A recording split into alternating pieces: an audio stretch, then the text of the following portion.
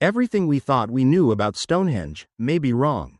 For centuries, this ancient ring of stones has stood silently on the Salisbury Plain, an icon of mystery. A relic of a forgotten world. Tourists see a monument, historians see a puzzle, but in 2026, a series of new discoveries is forcing scientists to confront a far more unsettling possibility. What if Stonehenge was never just a burial site, or a primitive calendar? What if it was something far more precise, more intentional, almost technological? Beneath its weathered stones lies evidence of movement, alignment, and purpose that challenges everything we believed about ancient humans. Because if the new data is correct, then Stonehenge was not built by a simple society struggling to survive, it was built by people who understood the sky, the earth, and perhaps something even deeper. And that changes the story of human civilization forever. At sunrise on the longest day of the year, something extraordinary happens. As the first light breaks over the horizon, a single beam of sunlight travels across the landscape, slipping perfectly between the stones of Stonehenge, striking the very center of the monument with eerie precision. This is not coincidence, it is alignment, and it has been happening for over 4,000 years. For generations, this moment has been explained as a simple solar calendar, a way for ancient people to track the seasons. But that explanation, once widely accepted, is now being questioned, because the more scientists study Stonehenge, the less simple it becomes. The stones themselves are the first clue. Some of them weigh over 25 tons.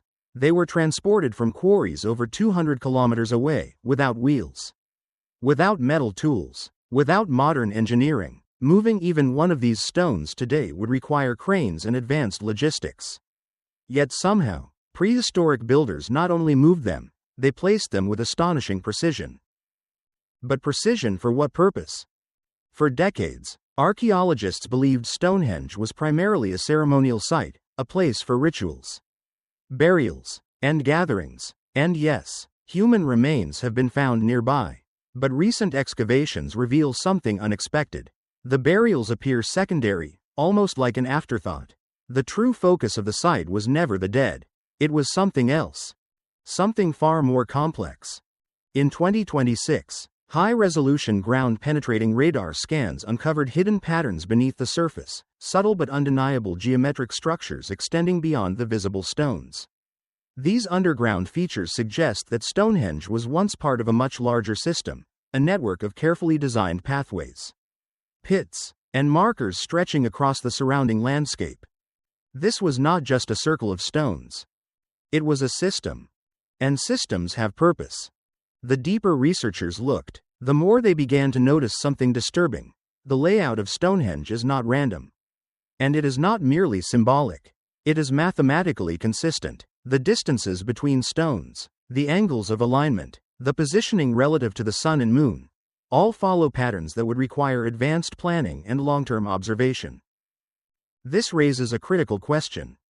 How did people, living thousands of years ago, without written language, without advanced tools, without modern science, achieve this level of precision? Because this was not trial and error. This was design. Even more unsettling is the astronomical accuracy. Stonehenge does not only align with the summer solstice, it also corresponds with lunar cycles, complex patterns that take nearly 2 decades to fully repeat. Tracking such cycles would require continuous observation across generations, and the ability to preserve that knowledge. But there is no evidence of written records from the people who built it. So how did they remember? And more importantly, why did it matter so much? Then came the discovery that changed everything.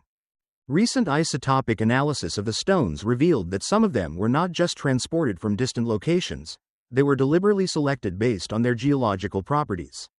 Certain stones resonate when struck. Others respond subtly to changes in temperature and light. This was not random selection. This was intentional. It suggests that the builders were not just moving stones, they were choosing materials with specific physical characteristics. Almost as if the monument was designed to interact with its environment, to respond, to function. Suddenly, Stonehenge begins to look less like a monument and more like a machine. A machine built not with metal and circuits, but with stone, space, and time. And if that is true, then the implications are enormous.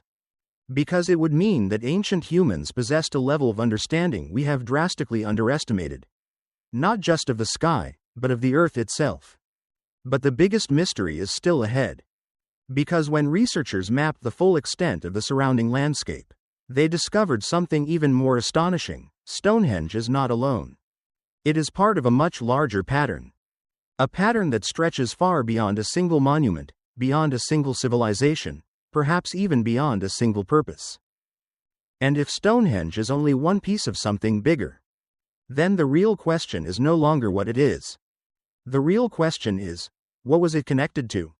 And why does that connection seem to point toward something we still don't fully understand today? What if Stonehenge was never meant to be understood in isolation? That realization is where the mystery begins to deepen. Because once researchers expanded their view beyond the monument itself, an entirely new picture emerged, one that transformed Stonehenge from a static relic into a dynamic system embedded within a living landscape. Across the plains surrounding Stonehenge, subtle ridges, ancient pathways, and buried formations reveal a choreography of movement. Processional routes, aligned with celestial events, appear to guide human activity toward the monument at precise times of the year. But these routes are not arbitrary. They mirror the paths of the sun and moon across the sky. As if the ground itself was designed to echo the heavens. It's as though the builders were mapping the cosmos onto the earth. This idea might sound poetic until you look at the data. Using modern satellite imaging and lidar scanning, scientists in recent years have reconstructed the ancient terrain in astonishing detail. What they found was staggering. Stonehenge sits at the center of a geometric network, where multiple axes intersect, solar, lunar, and even geomagnetic alignments converging in one place. This convergence is extremely rare, and it suggests intention at a level far beyond ritual symbolism. To understand why, we need to consider something often overlooked: the earth itself is not static. Beneath our feet flows a constant stream of energy, tectonic tension, electromagnetic fields, and subtle vibrations generated by the planet's inner dynamics. Most of the time, we don't notice it, but under the right conditions, these forces can be measured, amplified, and even influenced. Now imagine a structure built not randomly, but precisely at a point where these forces intersect. A node.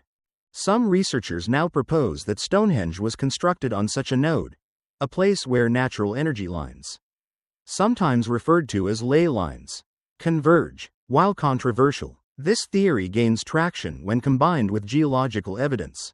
The Salisbury Plain lies above complex chalk formations that can conduct and reflect vibrations differently than surrounding terrain.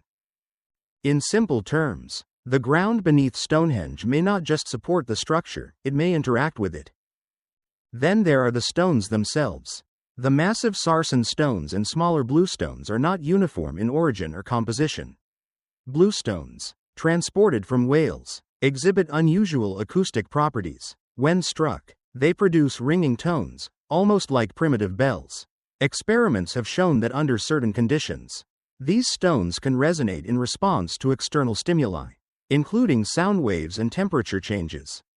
Now combine that with the circular arrangement of Stonehenge, which can focus and reflect sound. What you get is something remarkable. An acoustic chamber. A structure capable of amplifying vibrations. But vibrations of what? Here is where the mechanism becomes more intriguing and more unsettling.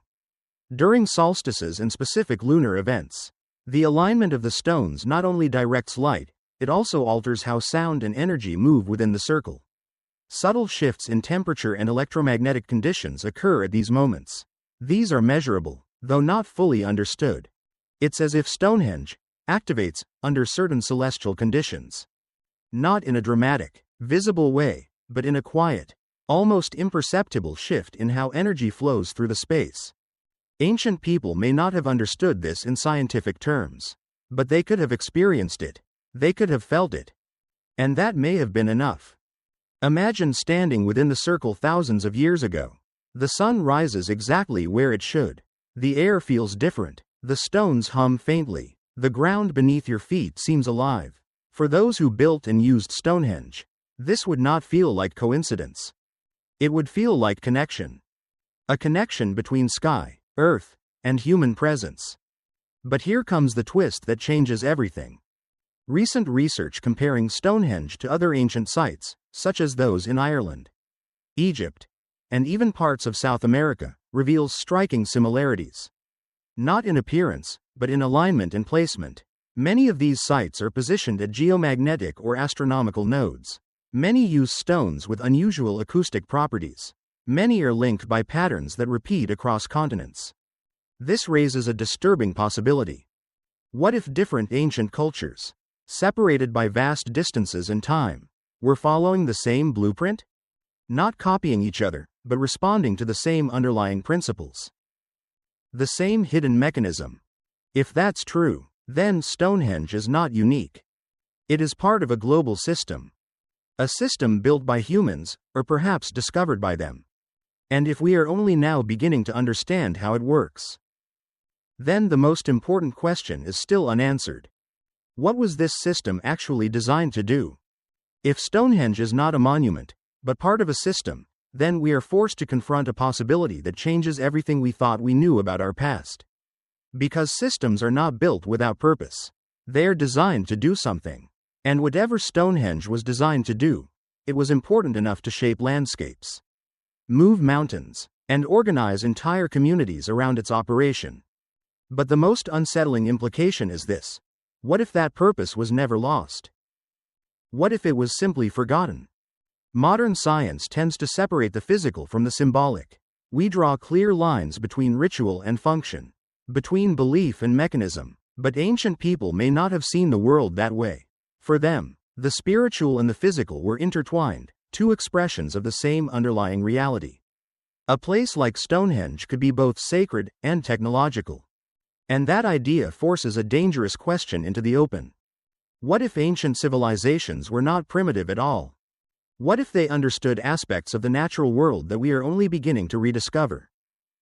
Consider this. Today, we are exploring how sound frequencies can influence matter, how electromagnetic fields affect human biology, how the Earth's natural rhythms interact with our nervous system. These are cutting-edge areas of research. But Stonehenge may represent an early, intuitive understanding of the same principles, expressed not through equations, but through architecture. If true, then Stonehenge was not just observing the universe. It was interacting with it. And that changes our role in history. Because it suggests that humans were once participants in a deeper relationship with the planet, one that we have largely lost. But there is something even more disturbing hidden within this idea. If Stonehenge is part of a global network of sites aligned with Earth's energy systems, then it may not have been built for a single purpose or a single moment in time. It may have been designed to function across generations, perhaps even across cycles of environmental or astronomical change. A long-term system. A system that anticipates time on a scale far beyond human lifespans. This raises a chilling possibility. What if these structures were built not just to observe cycles, but to respond to them? To stabilize something? To warn? To prepare? We know that Earth is not a stable system. It shifts, it trembles, it resets itself through catastrophic events, ice ages, volcanic eruptions, magnetic pole reversals. These are not myths. They are part of our planet's history. And ancient people, living much closer to the rhythms of nature, may have been far more aware of these patterns than we assume. So what if Stonehenge was part of an attempt to understand, or even influence, those forces? Not in the sense of controlling them completely, that would be impossible, but perhaps in harmonizing with them. Aligning human activity with the natural cycles of the Earth to reduce chaos. To find balance. If that was the intention, then the silence of Stonehenge today becomes deeply unsettling. Because it suggests that whatever knowledge once guided its use, is gone. Or worse, ignored. We stand in the middle of a world increasingly disconnected from its natural systems, our technologies growing more powerful. But our understanding of the deeper forces around us growing thinner. And yet, scattered across the planet, there are reminders of a different way of thinking. A way that saw the Earth not as something to conquer, but something to listen to. Stonehenge is one of those reminders.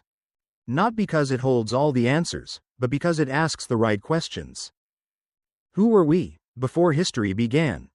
What did we understand that we no longer remember? And perhaps most importantly, what have we lost in the process of becoming modern? Because the truth about Stonehenge may not be that it is mysterious. The truth may be that it is familiar. That it represents a way of seeing the world that still exists, just buried beneath layers of time, noise, and distraction. A way of understanding that does not separate science from meaning, or knowledge from experience. A way of being that recognizes the human mind as part of a much larger system. And if that is true, then Stonehenge is not just a relic of the past. It is a message. A message from a civilization that understood something we are only beginning to sense again. Not about the stars. Not about the stones. But about our place in the universe. Because in the end, civilizations do not disappear when they are destroyed.